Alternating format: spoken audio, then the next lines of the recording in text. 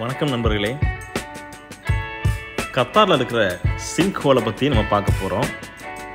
இது கத்தாரோட நடுப்பகுதியில் மிகவும் அற்புதமாக ரொம்ப எளிதில் அணுகக்கூடிய இயற்கையாகவே உருவான ஒரு சிங்க்ஹோல்.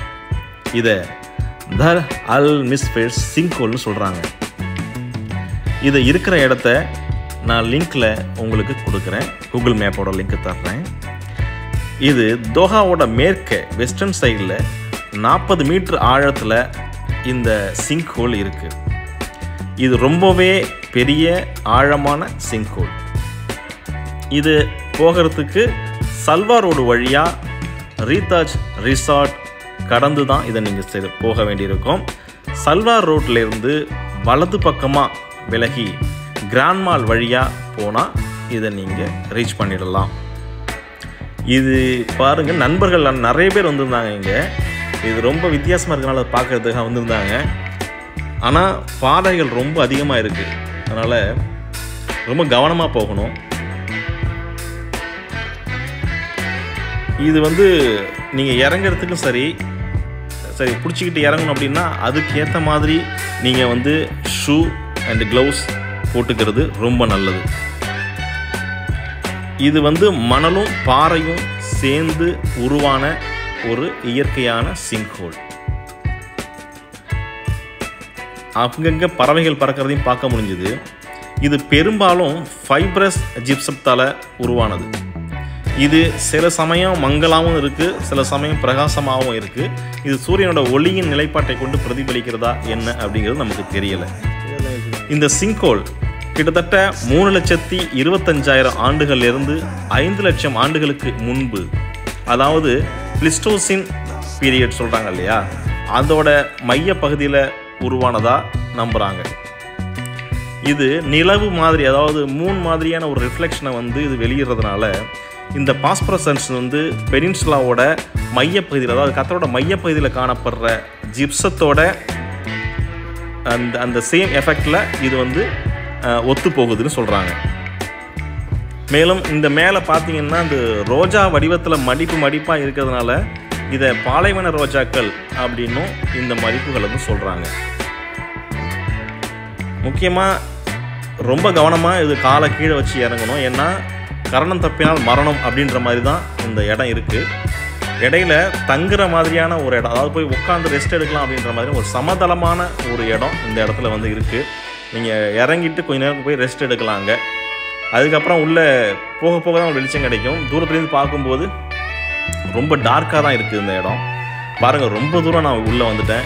என் நண்பர் அங்கே எனக்காக வெளியில் வெயிட் பண்ணிட்டுருக்காரு. அவர் ஏற்கனவே உள்ளே பார்த்துட்டாரு. நான் மட்டும் வெளியில் வெயிட் பண்ணிகிட்டு இருந்தேன். அதுக்கப்புறம் நான் உள்ளே வந்தேன். ஸோ நான் தனியாக தான் போயிட்டுருக்கிறேன். அதுவும் ஒரு கையில் மொபைல் ஃபோனோட இன்னொரு கையில் பிடிச்சிக்கிட்டு இறங்குறது கொஞ்சம் கஷ்டமாக இருக்குது. ஆனால் கவனமாக இறங்கினா நல்லபடியாக இறங்கலாம்.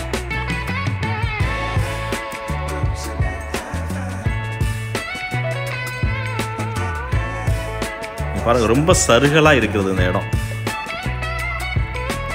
அப்புறம் இதில் இந்த கத்தாரோட தேசிய அருங்காட்சியகத்தில், அதாவது நேஷனல் மியூசியம் இருக்கு இல்லையா, அதில் இருக்கிற இந்த கிஃப்ட் ஷாப்பில் பார்த்தீங்கன்னா கிட்டத்தட்ட 40,000 கிஃப்ட் ஐட்டம்ஸ் இதை மாதிரியாக கொண்டு தான் உட்டன் கிஃப்டாக வடிவமைச்சிருக்காங்க. கிட்டத்தட்ட 40,000 கிஃப்ட் இதையே ரிஃப்ளெக்ட் பண்ணுறதா சொன்னாங்க. இதை மேலேருந்து பார்க்குறதுக்கு இது கீழே இறங்குறது ரொம்ப ஈஸியாக தெரியலாம். ஆனால் ரொம்ப செங்குத்தாக கரடுமுரடாக இருக்கிறதுனால ரொம்ப ரொம்ப விழிப்போடு இருக்கணும், ரொம்ப கவனமாக இருக்கணும். அதனால் இந்த ஹைக்கிங் பூட்ஸ் இந்த மாதிரிலாம் போட்டுக்கிட்டு போனீங்கன்னா உங்களுக்கு ரொம்ப யூஸ்ஃபுல்லாக இருக்கும். இறங்கும்போது கூட கொஞ்சம் ஈஸியாக இருக்குது, ஆனால் ஏறும்போது ரொம்ப மூச்சு வாங்குறது ரொம்ப கஷ்டமாக இருக்குது. இங்கே இப்போ ரொம்ப தூரம் நான் உள்ளே வந்துட்டேன். மேலேருந்து பார்க்கும்போது ரொம்ப சின்ன அந்த என்ட்ரன்ஸ் ரொம்ப குட்டியாக தெரியுது. இன்னும் கீழே போக வேண்டிய தூரம் ரொம்ப இருக்குது. ஆனால் இப்போ எல்லாம் கொஞ்சம் இறங்குறது கொஞ்சம் ஈஸியாக தான் இருக்குதுன்னு நினைக்கிறேன். எனக்கு ரொம்ப முன்ன மாதிரி இல்லை. இப்போ கொஞ்சம் இந்த செங்குத்துங்கிறது கொஞ்சம் கம்மியாகிடுச்சு. மணல் பரப்பும் கொஞ்சம் அதிகமாக தெரியுது இப்போ. இதில்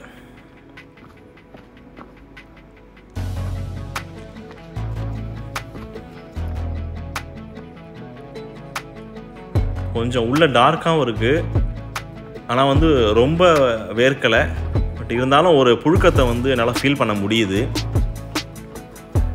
உள்ளே போக போக கொஞ்சம் டார்க் அதிகமாக இருக்குது. உள்ள சிலர் இருக்காங்க அங்கே, ஏற்கனவே பார்க்க போயிருக்கேன், இருக்காங்க அங்கே. மேலேருந்து இறங்குற அளவுக்கு இங்கே ஒன்றும் ரொம்ப கடினமாக இல்லை.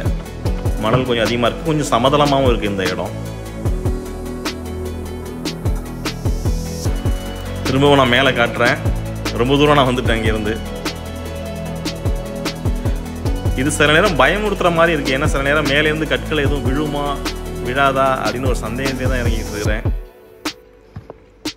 மழை பெஞ்சா இந்த இடம் எப்படி இருக்கும், தண்ணி இதில் எப்படி இறங்குமா இறங்கலையா அப்படின்னு எனக்கு தெரியல. இது ரொம்ப சம்மர் நேரன்றதுனால எனக்கு இதை பற்றி தெரியல. மழை நேரத்தில் இது எப்படி இருக்குன்னு தெரியல. ஏன்னா வெளியில் வந்து ஜஸ்ட் லைக் தட் ஒரு வேலி மட்டுமே வச்சு கவர் பண்ணியிருக்காங்க இந்த இடத்த. ரொம்ப பாதுகாப்பான இடம்னு சொல்ல முடியாது. ஆனால் வேலி இருக்கிறதுனால ஓகே வந்து ஈஸியாக வந்து கண்டுபிடிச்சிடலாம் இந்த இடத்துல இந்த ஹோல் இருக்குன்றதை நம்ம ஈஸியாக பார்த்துட முடியும். இங்கே பாருங்கள், இந்த இடம் ரொம்ப இருட்டாக இருக்குது. அங்கே என்ட்ரன்ஸ் எவ்வளோ வெளிச்சமாக இருக்குது பாருங்கள். ரொம்ப ஆழத்தில் கிட்ட 40 மீட்டர் ஆழம்னா சும்மாவா, ரொம்பவே டார்க்னஸ் தெரியுது இந்த இடத்துல. மொபைல் ஃபோனில் கேமராவில் வந்து ஃப்ளாஷ் வச்சு எடுக்கும்போது தான் கொஞ்சம் கரெக்டாக கிடைக்கும்னு நினைக்கிறேன். இதில் இந்த கல்வெட்டுகள்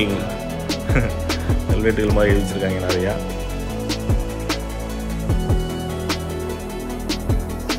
இப்போ கொஞ்சம் நான் வந்து கிட்டத்தட்ட எண்டில் வந்துட்டேன், நான் கீழே வந்துட்டேன்.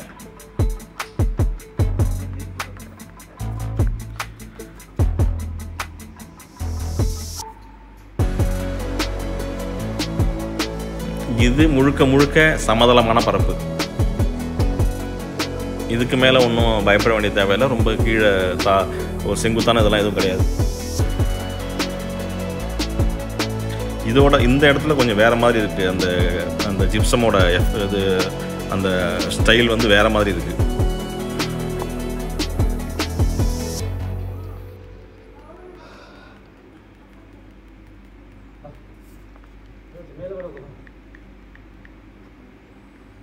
இங்கெல்லாம் ஃப்ளாஷ் போட்டுறேன். ஃப்ளாஷ் போட்டால் கொஞ்சம் கிளாரிட்டி கம்மியாக இருக்கும். பட் இருந்தாலும் வேறு வழி இல்லை.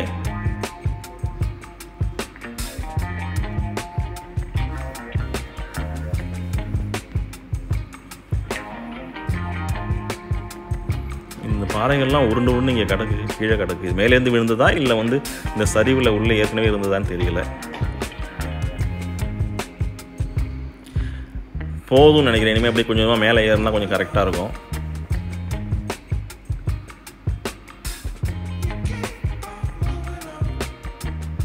இவங்க இன்னும் கிளம்புற மூடில் இல்லை போல இருக்கு. இங்கே ஒரு ஃபேமிலி இருக்காங்க.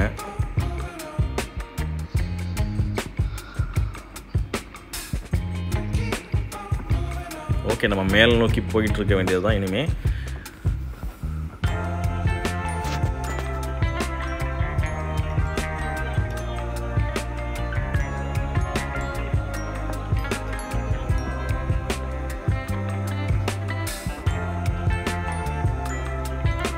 இறங்கும்போது எந்த வழியாக வந்தோமோ அதே வழியில் அந்த வழியை மனசில் வச்சுக்கிட்டு ஞாபகமாக வச்சுக்கிட்டு அதே வழியில் திரும்பி இறங்குறது ரொம்ப ரொம்ப நல்லது. நான் மேலே ஏறி வந்ததில் கிட்டத்தட்ட வந்து ரொம்ப எனக்கு மூச்சு வாங்கிடுச்சு. பயங்கரமாக மூச்சு வாங்கி வேர்த்து விறுவிறுத்து என்னால் மூச்சை விட முடியல. அந்த டைமில் ரொம்ப கஷ்டமாக இருந்துச்சு. ஏன்னா ரொம்ப நாளைக்கு அப்புறம் இந்த மாதிரி ஒரு ஹார்ட் ஒர்க் இந்த மாதிரி பண்ணுறோம் அப்படிங்கும்போது அது வந்து ஹார்ட் பீட்லேயே தெரியுது. அவ்வளோ படன்னு அடிக்குது. அதுவும் ரொம்ப வேர்த்து விறுவிறுத்து ரொம்பவே கஷ்டமாக தான் இருந்துச்சு. பட் கொஞ்சம் த்ரில்லாக இருந்துச்சு. நல்லா என்ஜாய் பண்ணியிருந்தேன். இது ஆஃப் ரோடுங்கிறதுனால கொஞ்சம் வந்து நீங்கள் 4x4 எஸ்யூவி இந்த மாதிரி டைப்பான வண்டியில் போகிறது ரொம்ப நல்லது உங்களுக்கு. இல்லைன்னா சிடான் டைப் கார்லாம் ரொம்ப கஷ்டம் இது, சரியா? அதனால் ரொம்ப இதுலேயே வந்து ஒரு 10 to 20 km ஸ்பீடில் மட்டும்தான் நீங்கள் போக முடியும். வர வழியிலலாம் வந்து நிறைய ஃபார்ம்ஸ் இருக்குது. ஃபார்ம்ஸ்னால் அந்த ஒட்டகம் இந்த மாதிரிலாம் வச்சுருக்காங்க நிறையா. ஆனால் பகலில் போனீங்கன்னா ஓரளவு நீங்கள் அதை பார்த்துட்டு வரலாம். இல்லைன்னா கொஞ்சம் கஷ்டம். ஸோ நீங்கள் சல்வார் ரோடு வழியாக ரீதாஜ் ரிசார்ட் இருக்கு இல்லையா, அதை தாண்டி போனீங்கன்னா சல்வார் ரோட்லேருந்து வலது பக்கம் போயிட்டு கிராண்ட் மால் வழியாக போகணும். ஸோ கிராண்ட் மால் தாண்டினதுக்கப்புறம் 3 கிலோமீட்டர் வந்து நீங்கள் ஆஃப் ரோடு போகணும். அதனால் எஸ்யூவியில் போங்க. அப்புறம் பாறைகளாக இருக்குது. ஸோ ஷூவை வச்சு யூஸ் பண்ணிக்கோங்க. ஸோ பார்த்து பத்திரமா போயிட்டு வாங்க. நன்றி, வணக்கம்.